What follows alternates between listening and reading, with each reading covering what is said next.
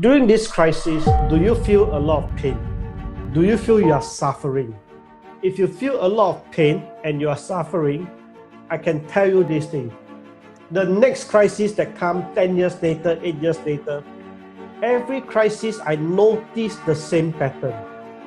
Every crisis is like this. The crisis now is more painful than the crisis in the past. And the crisis in the past is more painful than the crisis before that. 26 million people have become unemployed in the last 5 weeks. Economists warn that this is likely to be different from anything we've seen in the last 100 years, because we're looking at a financial crisis on top of a public health emergency. The pain is going to be severe and real. It's not going to be something where the government can wave a wand, even if it's a $2 trillion wand, and just say, we'll just move on from this.